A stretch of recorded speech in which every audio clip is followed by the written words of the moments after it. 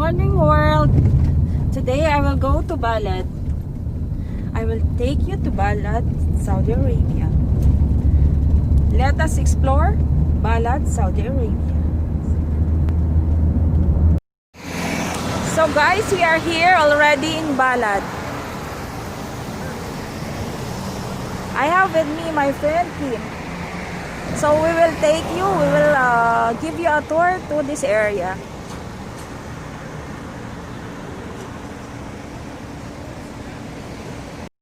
So, for the history of Al-Ballad is an Arabic word which means the town. It is a historical area located in Jeddah, and Jeddah is the second largest city in Saudi Arabia. Ballad is a historic center of the city of Jeddah. Since Islamic times, Jeddah is a thriving port city. In the early 15th century, Jeddah was part of the Egyptian Mamluk Sultanate. It was during this time that a fortified wall was built around the city. These walls used to protect the residents from potential attacks from the Red Sea. The walls was believed to have been built by the residents of Jeddah at that time. The city had forts, towers, and cannons to repel any attacking vessels. A handful of gates were present so people could enter or leave the city. Presently, the walls have long since destroyed and you can't find them anymore, but some of the gates remain today, and others replicated to preserve the city's history. And one of those gates is Bab Mecca. Bab is an Arabic word which means gate. So Bab Mecca means gate to Mecca because the gate faces the Holy City of Mecca. Al-Ballad played an important role to host millions of pilgrims since the early Islamic times. These pilgrims from early Islamic times mainly came from North and South Africa and Central Asia. They made their way into Old Jeddah via the city's bustling port. Al-Ballad was founded in the 7th century.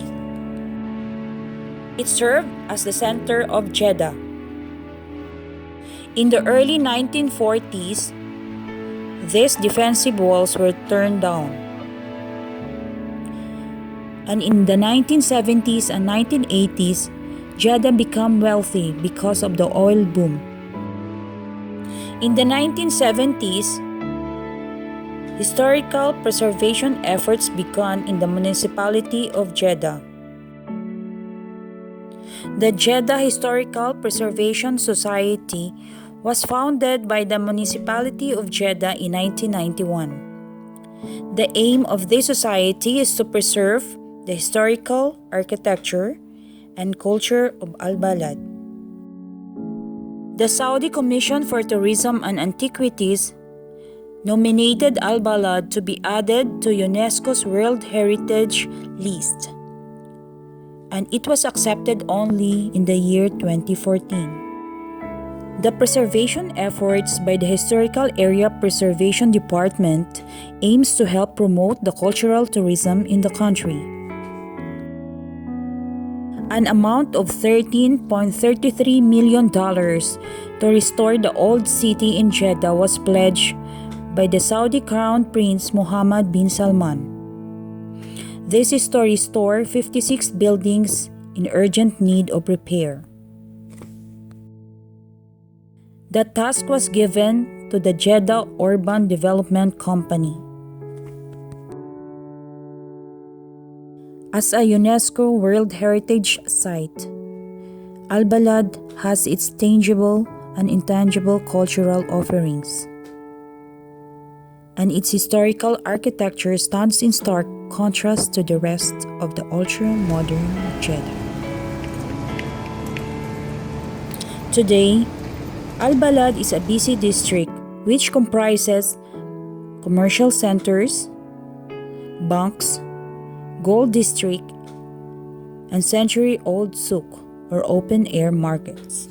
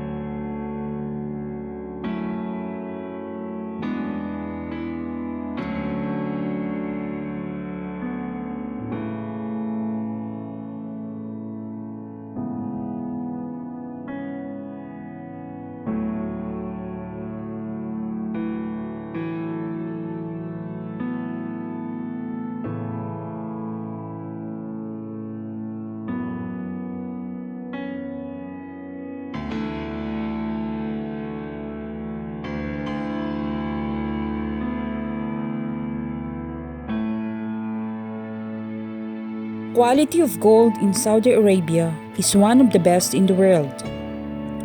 They manufacture gold at 18, 21, and 22 carats.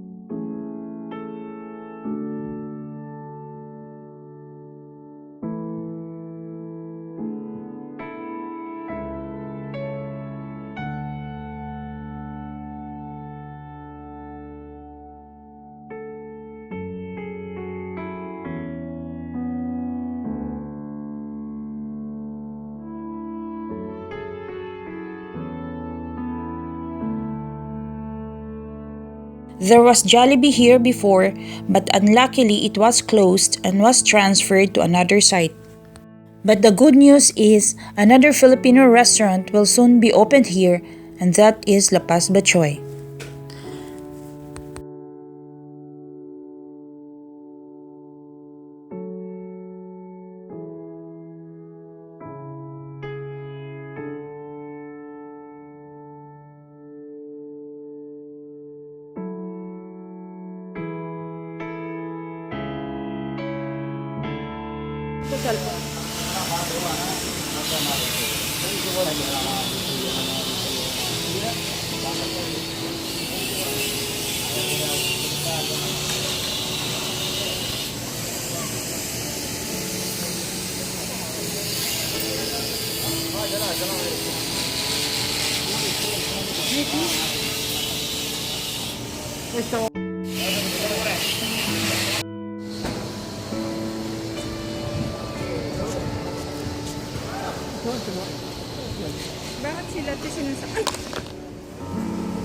So we are still here in the gold district of Ballad.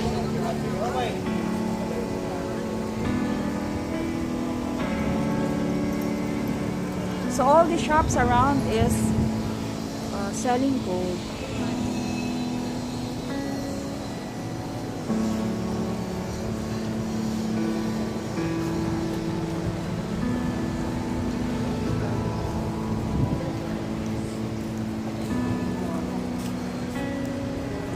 So as you can see, not all shop is open because really they are opening very late.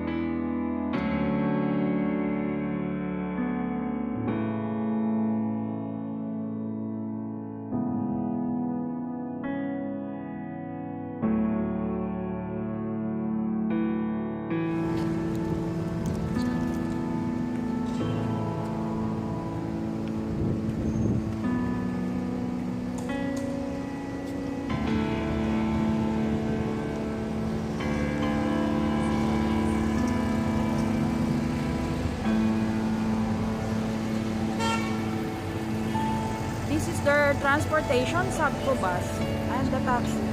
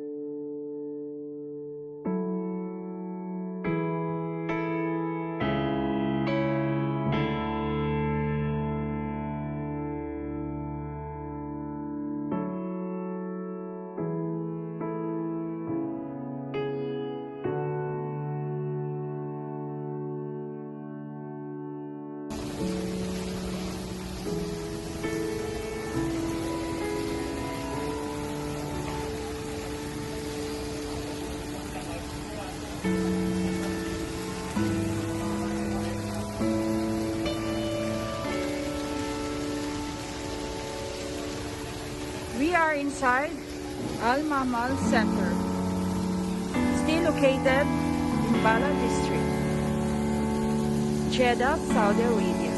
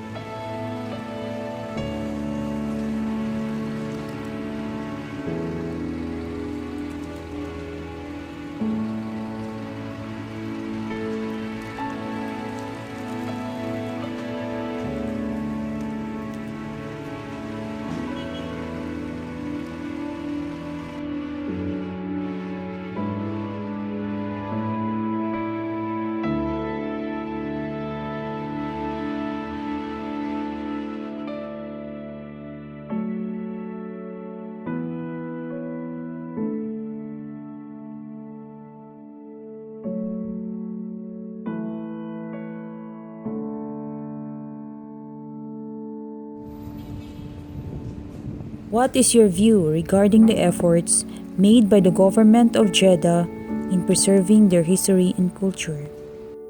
Please leave your comments below. Please don't forget to click your notification bell.